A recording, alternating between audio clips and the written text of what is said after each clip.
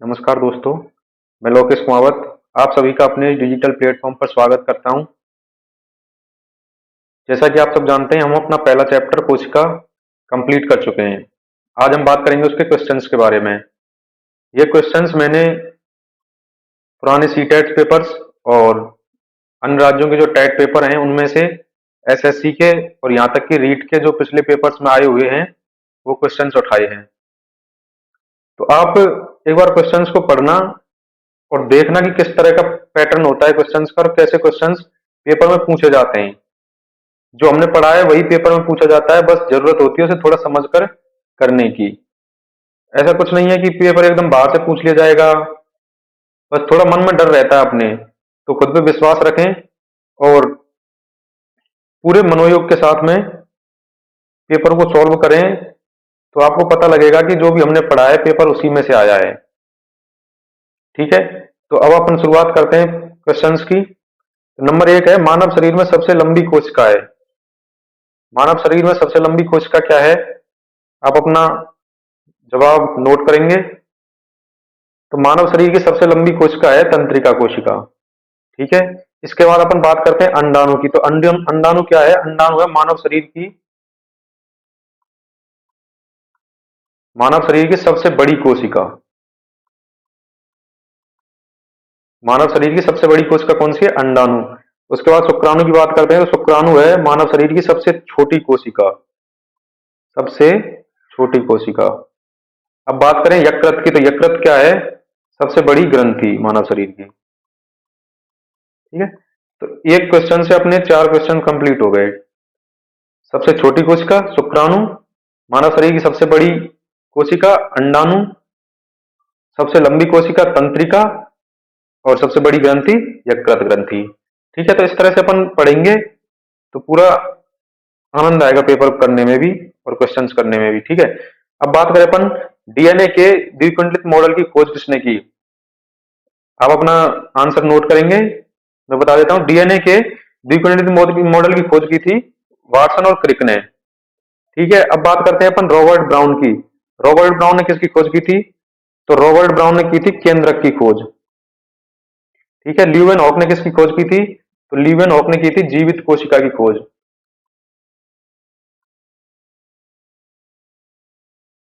और डॉक्टर हरगोविंद सिंह खुराना ने क्या किया था? इन्होंने बताया था प्रोटीन संश्लेषण में न्यूक्लियोटाइड की भूमिका को, जिसके लिए इनको 1968 में नोबेल पुरस्कार भी मिला है। ठीक है, अब आगे अपन बात करते हैं अगले क्वेश्चन की।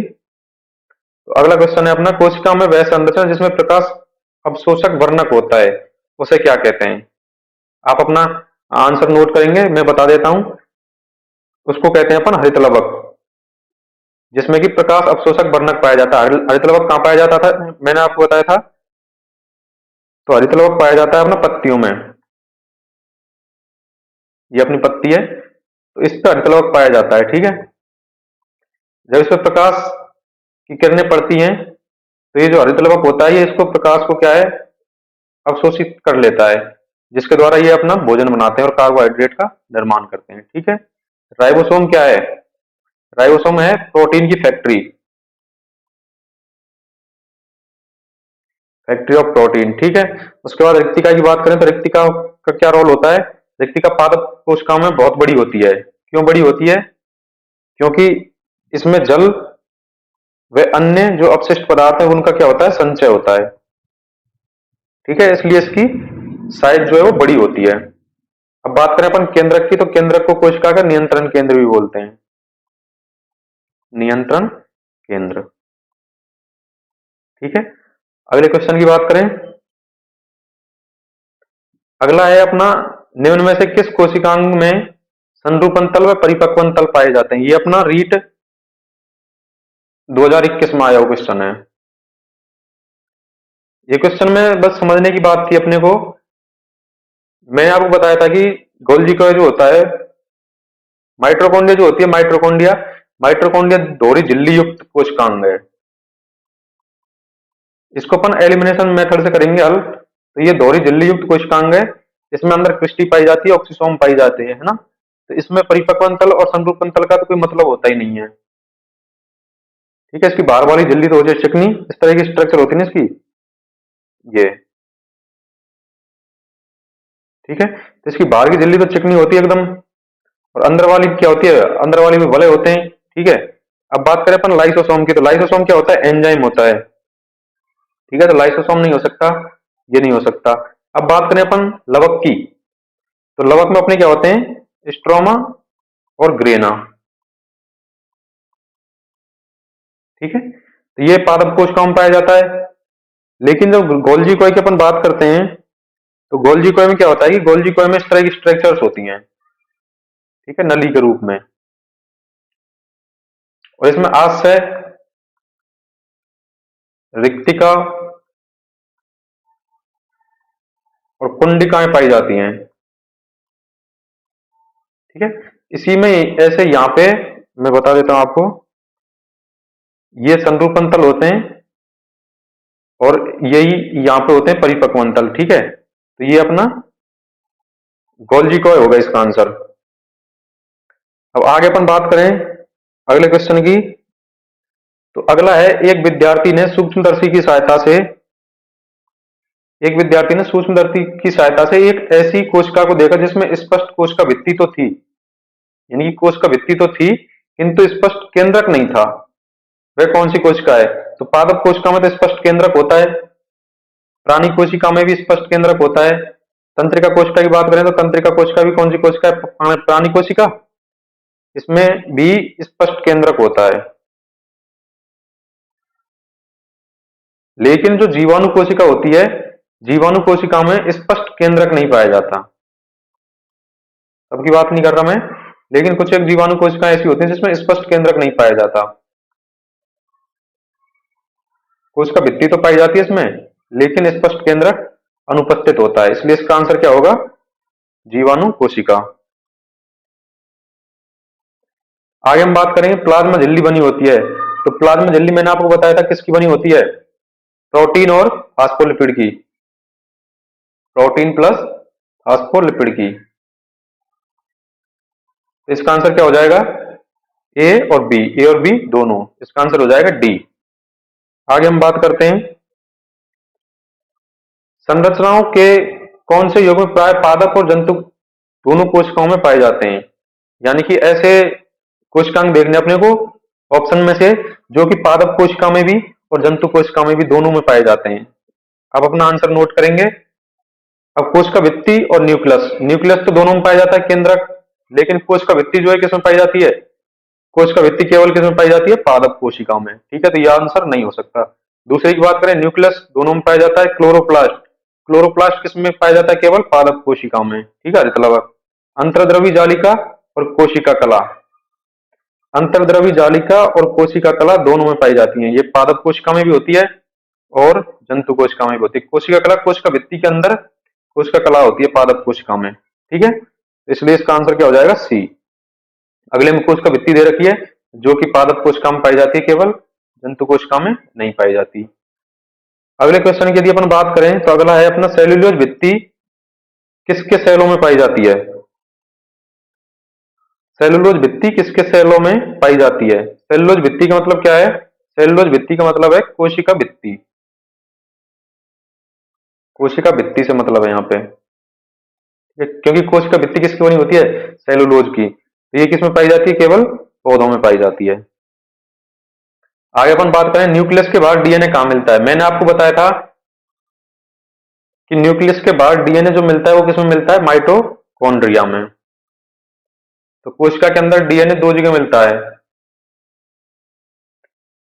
कहां कहां पे, एक तो केंद्रक में और दूसरा डीएनए में, उसमें माइटोकॉन्ड्रिया में पाया जाता है डीएनए, ठीक है, सॉरी। आगे अपन बात करते हैं, और राइबोसोम कहां कहां पाया जाता है, राइबोसोम पाया जाता है चार जगह, ठीक है।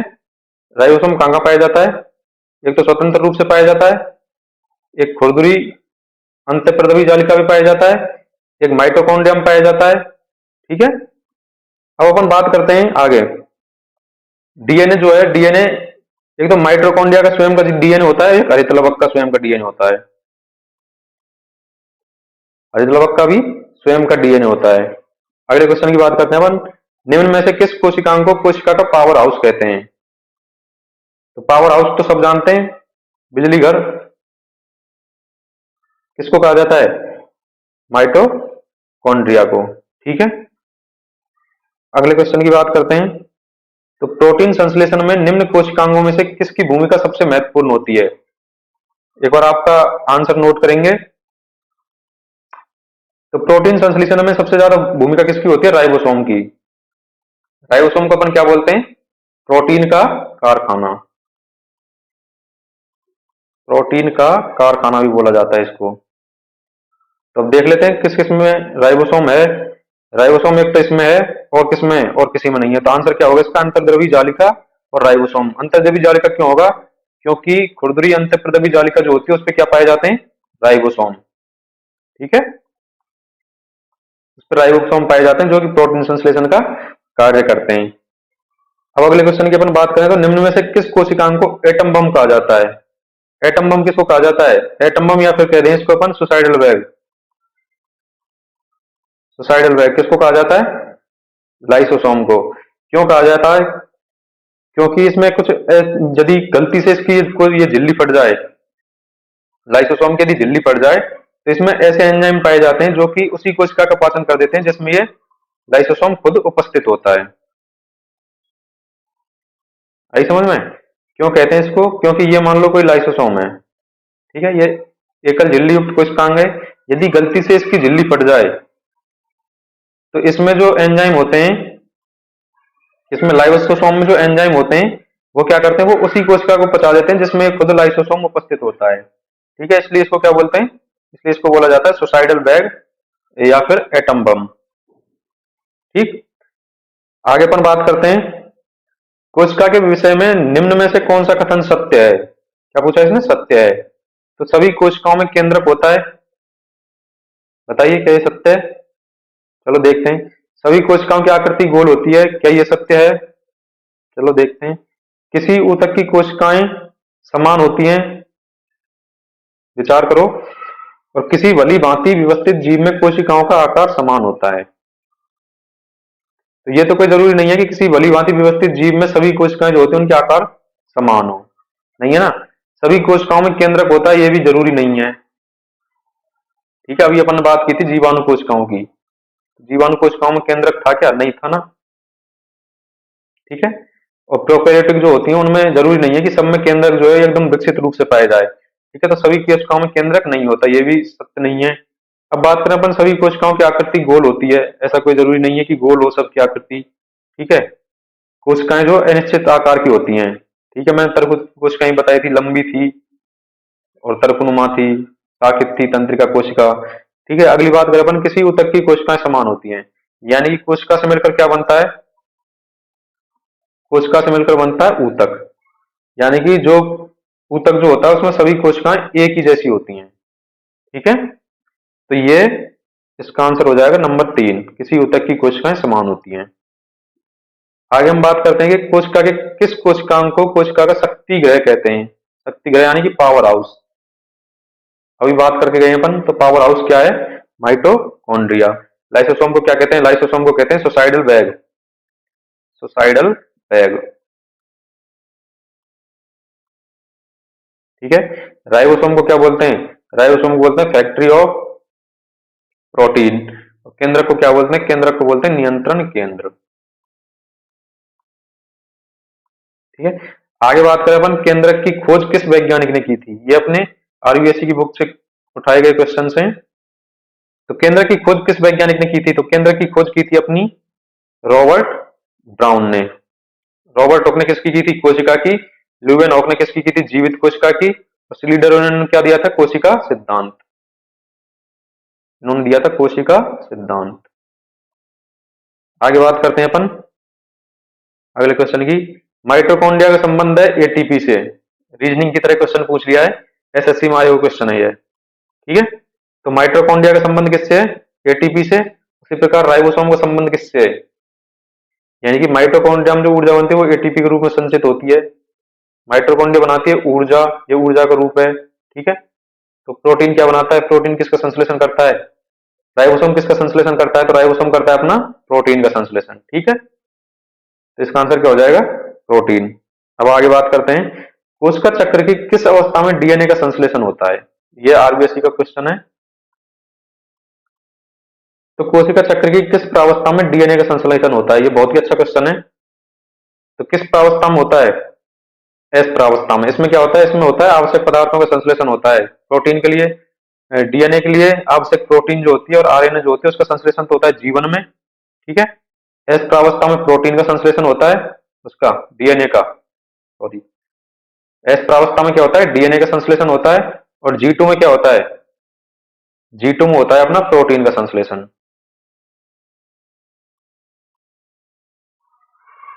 ठीक है।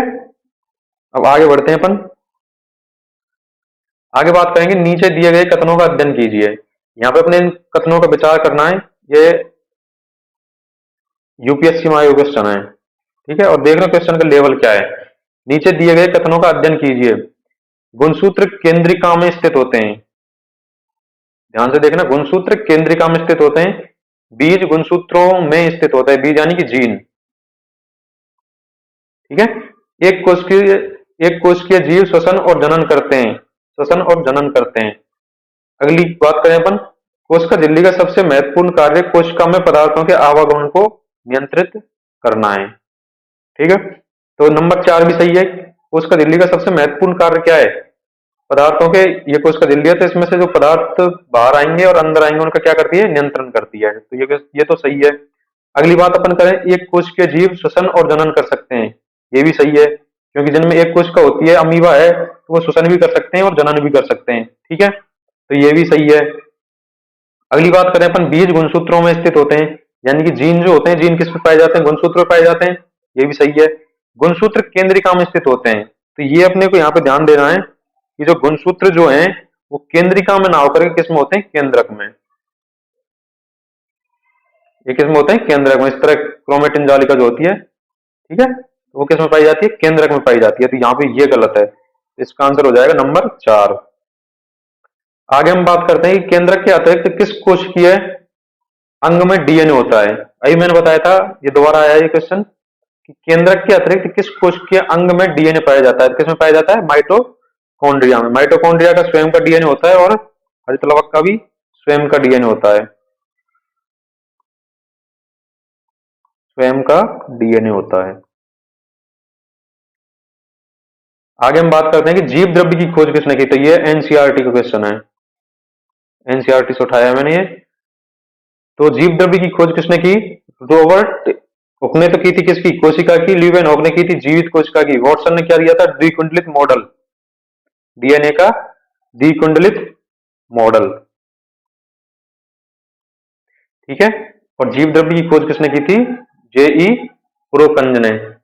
इन्होंने बताया था कि जो कोशिका के अंदर जो तरल पदार्थ है, कोशिका के अंदर उपस्थित तरल पदार्थ को इन्होंने नाम दिया था जीव द्रव्य। उपस्थित तरल पदार्थ को जीव द्रव्य कहा था,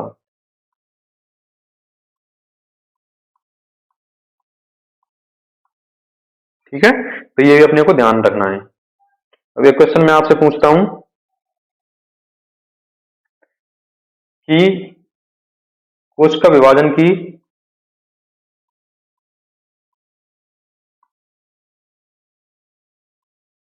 कोशिका विभाजन की किस प्रावस्था में